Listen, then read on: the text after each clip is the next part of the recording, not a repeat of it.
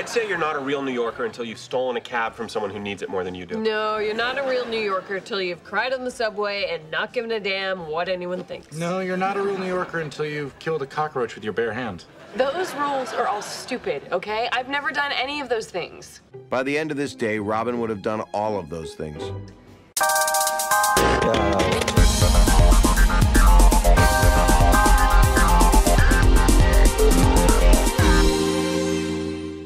After a massive collapse that caused a portal to open up to the Beyond under New York City, causing it to become Hail Salem's Lot, a secret crime-fighting organization named Libra came to be. Battling around the streets, Libra seeks to keep the melting pot of the mundane and the magical from spilling out of the big fog cloud. Enter Leonardo Watch, a normal kid who is on vacation with his family when he and his sister Michaela were given an unbelievable choice. Now bearing the all-seeing eyes of the god, he must help out Libra as well as find his own purpose. The intersection between two worlds, Hail Salem's Lot. Libra, a secret society of superhumans toiling in the shadows to preserve the fractured balance between worlds. These are the records of our covert missions. Once again, Studio Bones is at it with another amazing series, or as close to amazing as you can get. Following in the same lines of series like Full Metal Alchemist, Wolf's Rain, Ouran High School Host Club, Darker Than Black, Soul Eater, and Noragami, Blood Blockade Battlefront has its own sense of style and flair that makes it its own beast. Following the original style of Yashihiro Nightgow, Blood Blockade Battlefront stood out in the spring 2015 anime lineup. But who is Yasuhiro Nightgow? I think a lot of you might know him for a certain donut-loving man in a red coat. They're the kind of people that make any room they're in feel crowded. The population here is about 50% monster, 20% straight up unknown and weird, and humans make up the remaining 25%. But half of them have their own strange secrets. You know that, right? Sure. And that's not to say that Blood Blockade Battlefront doesn't have any sense of Trigun's flair that would be unfamiliar to most. Many of Nightgow's thoughts on humanity are seen in some shades in the series, but its focus is almost completely different. It's been almost 15 to 20 years between both animes, so things like visions and ideals change over that time. That and Blood Blockade Battlefront shares a similar feeling to another favorite anime of mine, Baccano. While both series take place in New York, or in a New York-like base, the time periods do differ. What Blood Blockade Battlefront takes from each is a sense of character interaction and stories that can effortlessly seem like there is not a shred of plot in the series, but in the end has more through lines and threads leading up to the finale. And Blood Blockade Battlefront may be one of the most enjoyable anime I've watched in 2015. Not because I came back each week feeling obligated to see what plot piece was going to come up next, or wondering about the overarching mystery to the series. Because, by God, is there one hell of a one laying in this bad boy, but because I wanted to see how poor Leonardo interacted with the world of Hail Salem's Lot and Libra. Heck, half of the time we didn't deal directly with Leo's main problem, but the other members of Libra and saw how Leo saw things from his point of view. I'm never gonna get used to this. Blood Blockade Battlefront is a character piece to me. And because of its strong characters, it makes a show like this so damn good. And every member of the Libra organization has their own distinct identities. Leo can be a screaming wimp, but he's got a hell of a heart and the guy is learning his way around. Zap is an arrogant dick who seems really damn inept, but he can be kick-ass and clever. Sure, he's a jerk, but you enjoy seeing him get knocked flat on his ass by Chain, a sadistic and indifferent werewolf. There's KK, a badass gun-toting mommy, the combination of lively pretty boy dog and his bad boy blood monster Deldro, and the unlucky vampire hunter with a web show named Lucky Blitz Abrams. Because as the show says, nobody named Lucky actually has good luck. Steven looks like the love child of Spike Spiegel and Wolfwood and is a suave ice user. And then there's their leader, Klaus.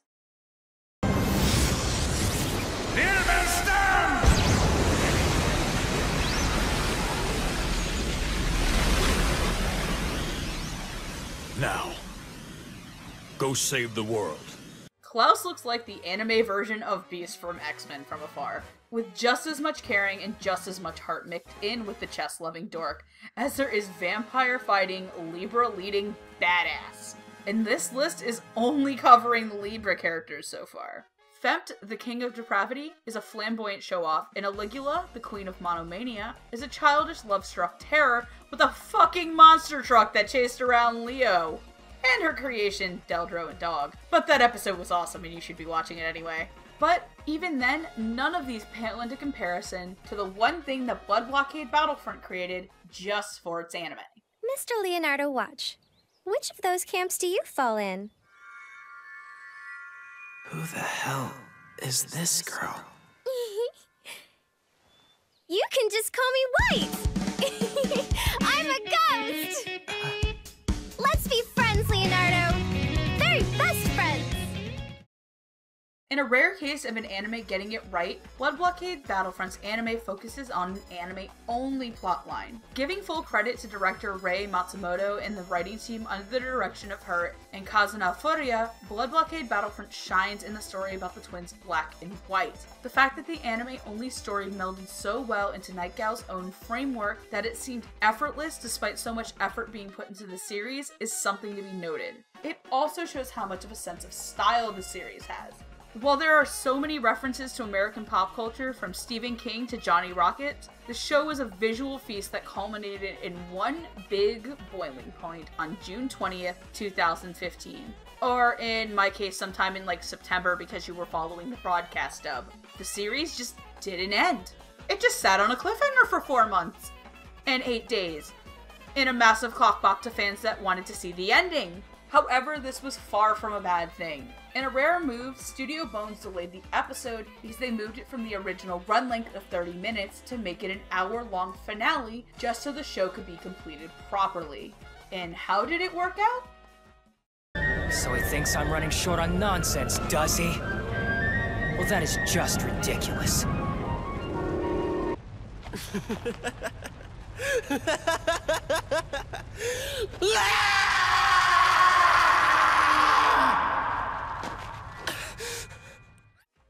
Most fans found the ending confusing. However, I adored it. It was an emotional roller coaster from start to finish. While I can understand why some fans would feel unsatisfied by this ending, I felt it was one that served more thematic purposes than conclusive purposes. I could write an entire review alone on the finale of Blood Blockade Battlefront and how representative it was of Leo's ride from coward to hero and all of the massive motifs in it. What stuck out was the message that things we see as normal and mundane about ourselves may be what others find extraordinary. That the worlds we see as amazing and new, like Hellsalem's Lot, can be mundane for their inhabitants, and that even in the darkest of times, to never give up hope. That even if it's too much, you can rely on the kindness of others, and that losing someone you love isn't the end of the world, unless you really want it to be. I'll let you have my stupid body, but please, please leave my sister alone! I'm begging you!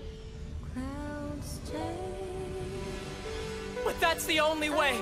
If you need hands, if you have to take, then take what you need from me! And a lot of my love for this series does come from its broadcast dub. Helmed by the hype train master himself, Mike McFarlane, the cast blends a mix of old faces, new faces, and people you just haven't seen in a while. Ian Sinclair is just plain insane fun as Zap, and hearing Tia Ballard as the overactive Aligula was an episode I just had to sit there and try not to die laughing at. Getting to see Phil Parsons as Klaus was awesome because I think most fans have memories of this guy as Nappa. Yes, that Nappa. And having a supporting cast with the likes of Trina Nishimura, J. Michael Tatum, Stephanie Young, Lindsay Seidel, Mark Stoddard, Orion Pitts, and having a one-off episode guests like R. Bruce Elliott and Allison Victorian made for a stellar supporting cast. And a special mention to Alex Organ Zed. As someone who had just come off seeing his Death Parade performance as Decim, the guy's range is just incredible. But just like in every cast, there's always standouts. How are you? I'm finally doing well. I'm writing this letter to tell you that I'm standing on my own 2 feet at last. Aaron Dismuke continues to show he's just not Alphonse Elric anymore. I really loved his Leo. In fact, I had a hard time watching the subs just because Leo didn't seem like Leo to me without his voice. And if you're a fan of Daisuke Sakaguchi's performance, it's also awesome, so there's no going wrong in listening to either language track. Newcomer Megan Emmerich does a really great job as White, especially in the episode Paint It Black. You must have been given your power for a reason, right? So use it! Whatever else you can! Just do something to protect yourself! If you had died, Will... If you had actually drowned in the river... Will... If you had died... I couldn't bear it! I grew really fond of her voice as White, and I got very connected to it. Also, she spells her name right, so she's cool. Then there's Josh Greeley's Fempt. Welcome home! You finally reached the end of your life! Didn't know that death was a place, did you? Speak up, my cute little corpse! Huh? Holy voice acting black magic, Batman. His Fempt was something that blew me away while hearing it. I ended up watching the first episode of this dub with 2 friends of mine over Skype, Lilac from Lilac's Anime Review and Pika Hikari KT. All 3 of us were amazed that that was Josh Greeley. In fact, most people who watch the dub are amazed that's Josh Greeley, and it's an amazing performance. It was always so all over the place and full of energy and madness. He was the fucking king of depravity, damn it, and you better believe it. Hey man, he went full ham. Anytime he came on, I sat and listened, just gushing over that performance. However, there was one performance I really gushed over. Let me tell you the good word of the King of Despair. You're lying! I told you you can do whatever you want with me, but you promised me that my sister would be off limits. That was our agreement, wasn't it? You're being paranoid, man.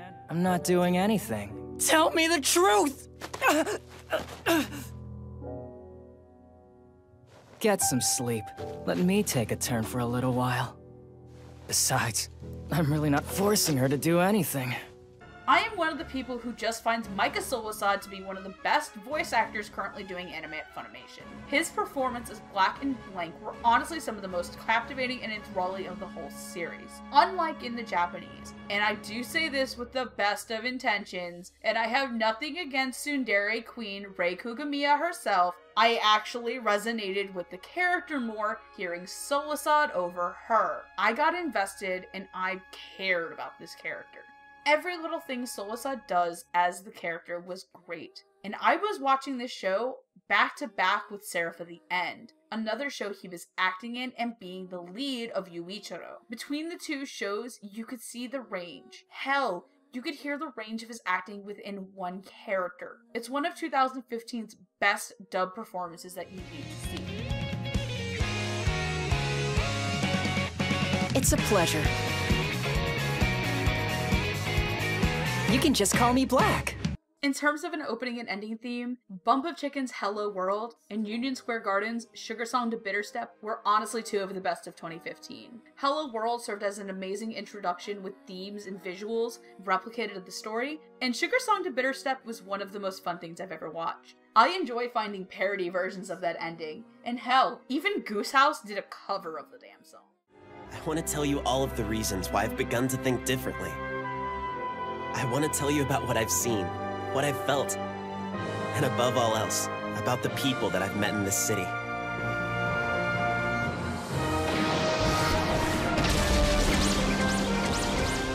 This might turn out to be a long letter, but I hope you'll bear with me and read it to the end.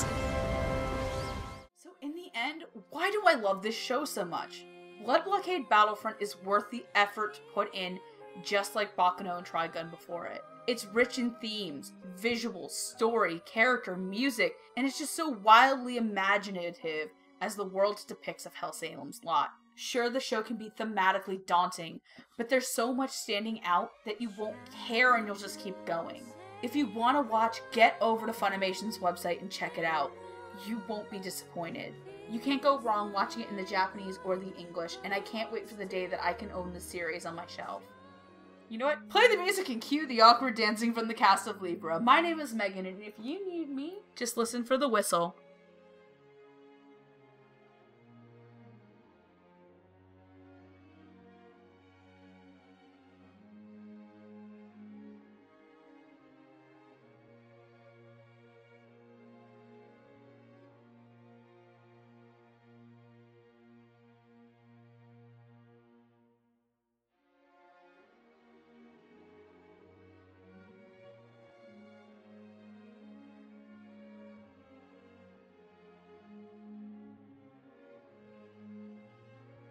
Hey, we got a website. You should check it out. Link is in the description box down below. We're also on Facebook, Twitter, and Tumblr, so follow us. Be sure to like, favorite, and subscribe to Anime America Podcast for more awesome reviews.